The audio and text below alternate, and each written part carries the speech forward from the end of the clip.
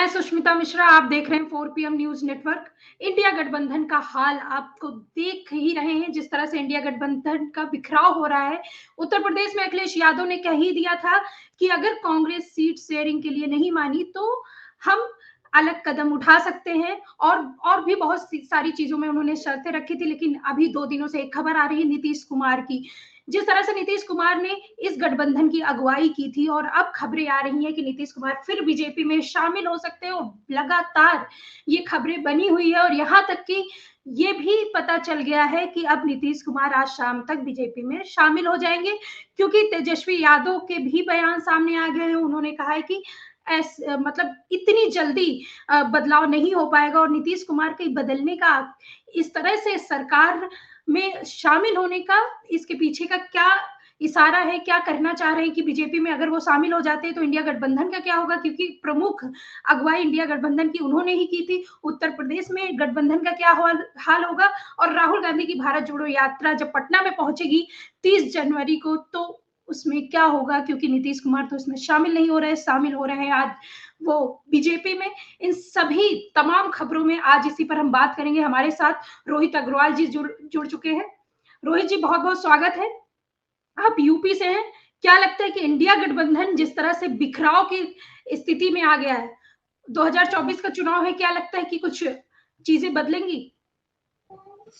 देखिए सुष्मिता जी, इंडिया गठबंधन के अंदर कोई किसी तरीके का बिखराव नहीं है। एक बात समझनी पड़ेगी, जो इंडिया गठबंधन है एक लोकतांत्रिक गठबंधन है। यहाँ पे हर दल की अपनी आवाज है, हर दल की अपनी बात सुनी जाती है। हर दल क्या कह रहा है, क्या विचारधारा रखता है, उसको कहीं ना कहीं समावेशित किया जा रहा है। ऐसी स्थिति में भारतीय जनता पार्टी निरंतर ये चाहती है कि इंडिया गठबंधन टूटे, क्योंकि भारतीय जनता पार्टी ने जो एक एनडीए बनाया था, जिसकी आज तक सिर्फ एक बैठक की है, इसके बाद दोबारा उन्होंने बैठक करने तक की हिम्मत नहीं की उसके अंदर, तो आपको ये देखना पड़ेगा कि वो पहले ही बिखरा हुआ कहीं ना कहीं दिखाई पड़ रहा है। एआईडीएमके अलग हो गई, अकाली दल अलग हो गया उस गठबंधन से। उन्होंने कहा था, उन्होंने ना जाने कहां कहां से दलों को लाके एक नंबर्स दिखाने की कोशिश किए थे, जिसमें से करीब 25-26 दल तो उनके पास ऐसे थे जिनके पास एक भी सांसद ही नहीं था, कोई प्रतिनिधित्व ही नहीं था देश के स्तर पे।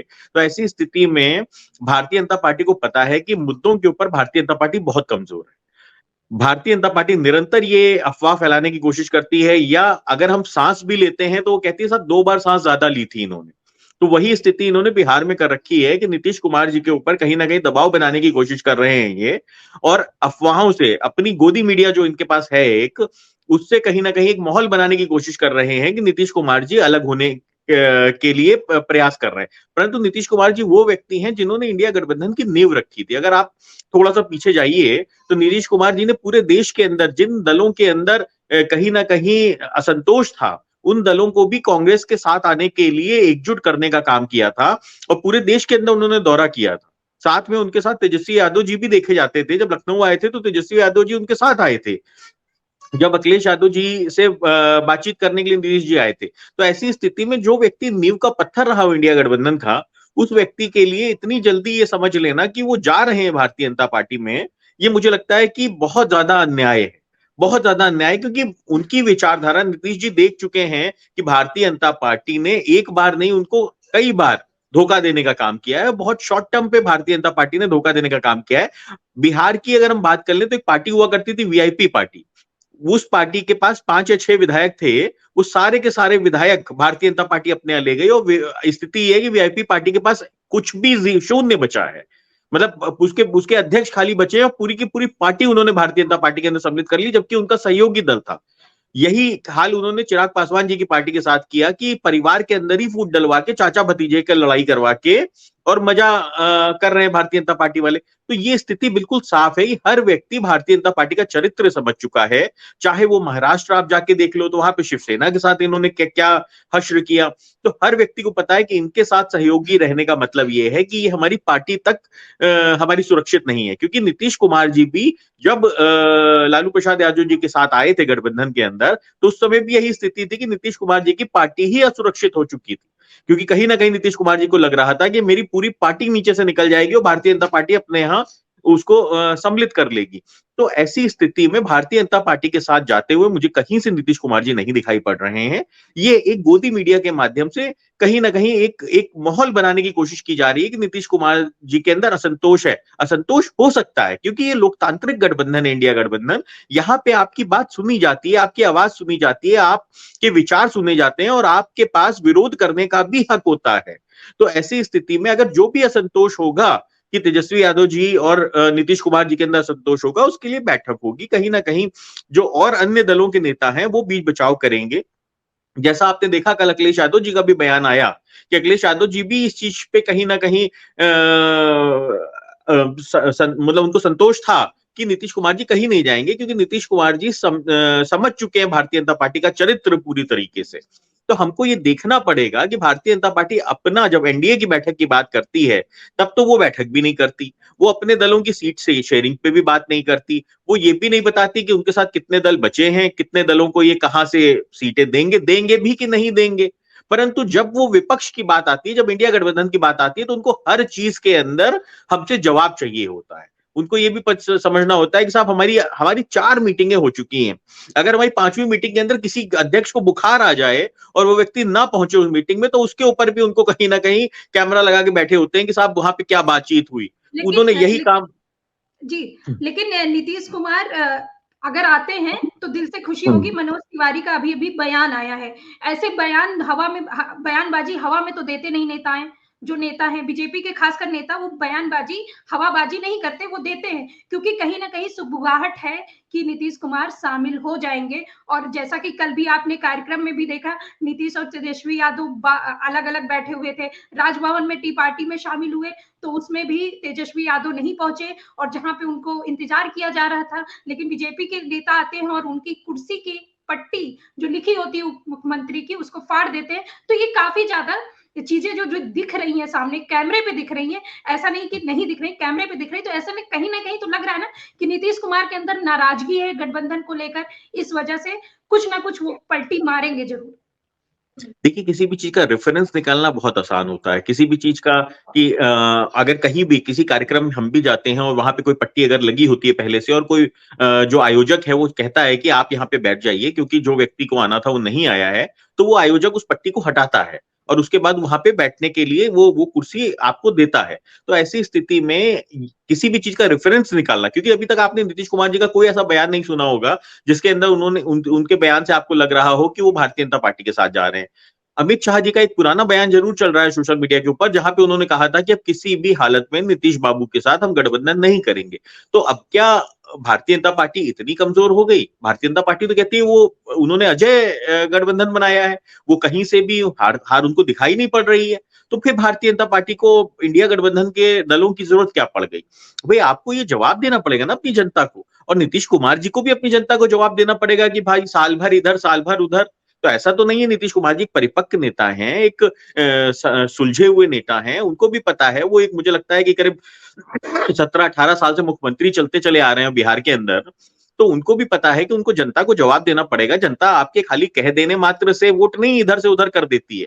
और ये भी आपको जवाब देना पड़ेगा कि जब विपक्ष में आदमी रहता है तब आप उसको रामद्रोही बताते हैं, भ्रष्टाचारी बताते हैं, और नीतीश कुमार जी के लिए क्या क्या शब्द नहीं प्रयोग किए भारतीय जनता पार्टी ने, और फिर भारतीय जनता पार्टी में वो चले जाएंगे। अमित शाह जी के बयान के बाद भी अगर भारतीय जनता पार्टी उनको ले लेती है तो इसका मतलब ये स्थिति बिल्कुल साफ हो जाएगी कि सिर्फ राजनीतिक कारणों से आप किसी को रामद्रोही बता देते हैं, आप किसी को भ्रष्टाचारी बता देते हैं, आप किसी के ऊपर कहीं ना कहीं इल्जाम लगाने का काम करते हैं, तो आपके पास कोई ग्राउंड नहीं बचता है। जनता भी समझ जाती है कि साहब एक बार हो गया, 2 बार हो गया, फिर बार बार अगर वही चीज हो रही है तो वो स्थिति बिल्कुल साफ हो चुकी होती है जनता के सामने भी कि आप कहीं ना कहीं जनता के साथ, जनता की भावनाओं के साथ खिलवाड़ करने का काम कर रहे हैं। देखिए, हम लोकतांत्रिक व्यवस्था में जी रहे हैं।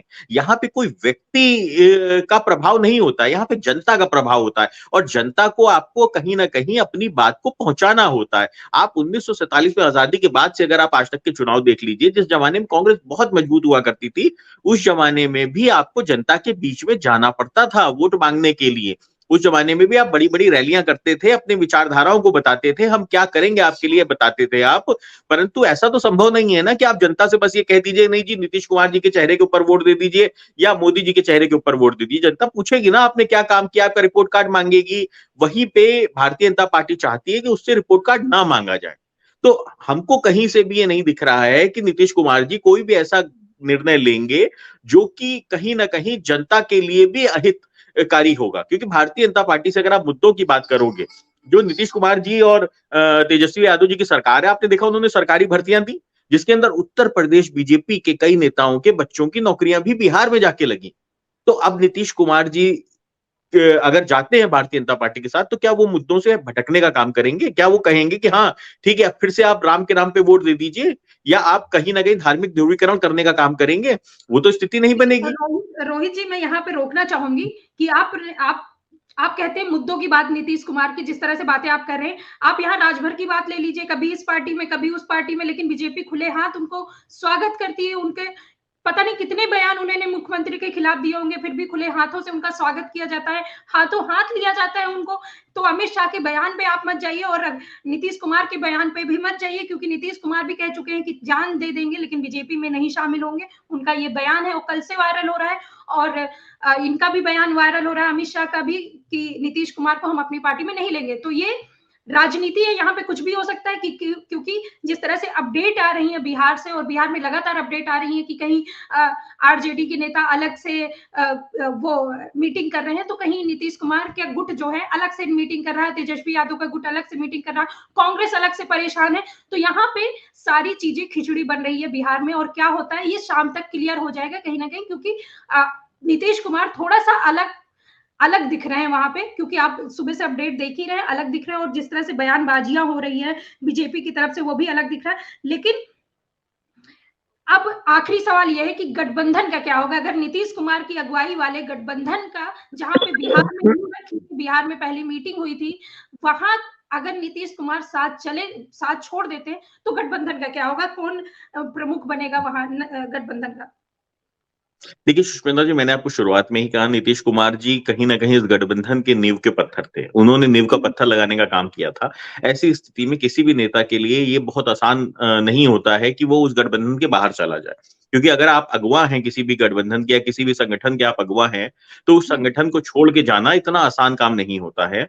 और आपको ये भी देखना पड़ता है कि आज इंडिया गठबंधन की स्थिति बहुत मजबूत है देश के अंदर।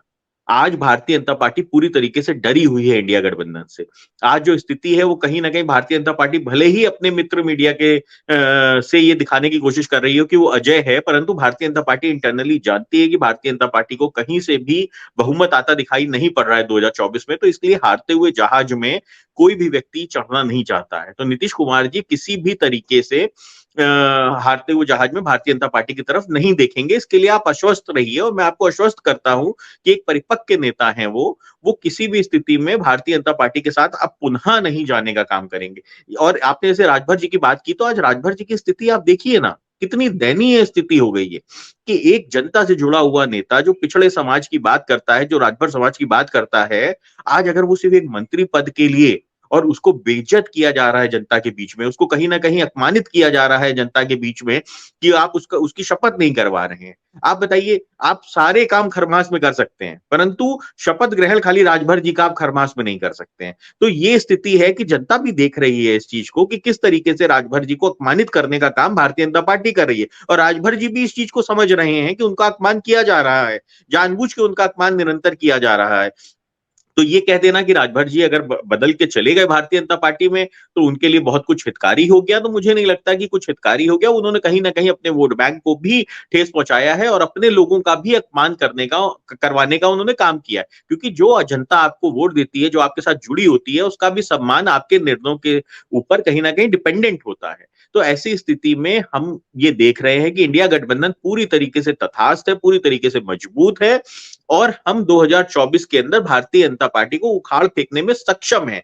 क्योंकि हम चाहते हैं देश का असली विकास हो, देश का सच्चा विकास हो। सिर्फ आंकड़ों के ऊपर हम देश का विकास नहीं करना चाहते। देखिए, कभी भी विकास जो होता है वो खुली आंखों से दिखता है।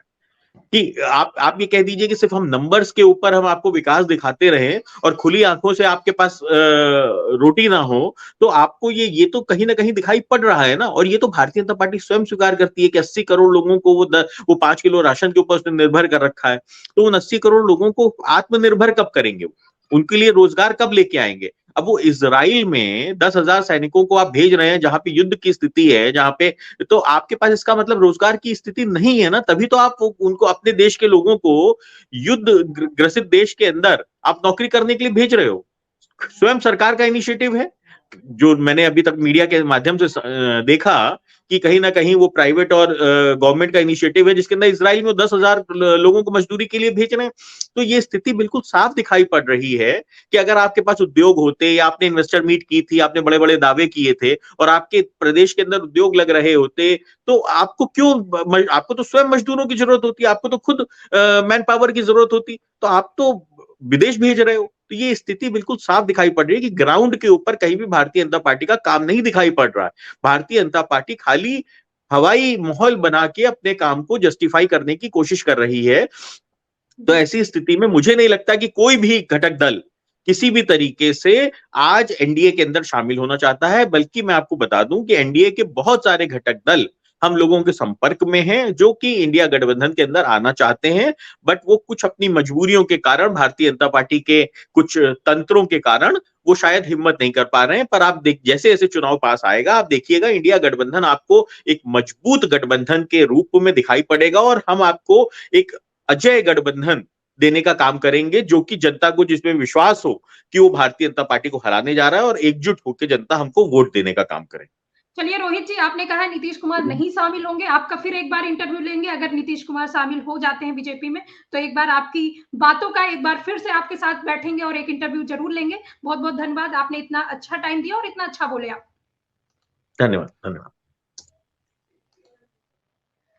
तो आपने देखा जिस तरह से आरएलडी के नेता हैं और अच्छा बोलते हैं, जिस तरह से उन्होंने बोला नीतीश कुमार नहीं शामिल होंगे बीजेपी में, और उन्होंने ये भी बोला कि बीजेपी जिस तरह से काम कर रही है उस हिसाब से कोई भी जो विपक्षी दल है वो बीजेपी में कभी नहीं शामिल हो सकती, वो हार के नाव में तो कभी नहीं शामिल होगा। ये सारी बातें हुई और उन्होंने ये सारी चर्चाएं की। लेकिन अगर नीतीश कुमार शामिल हो जाते हैं तो क्या होगा, और बिहार की राजनीति में इंडिया गठबंधन का क्या होगा, इन सब पे अभी भी सवालिया निशान बाकी है। देखते रहिए क्या होता है, तब तक के लिए हमारी भी नजर बनी रहेगी। नमस्कार।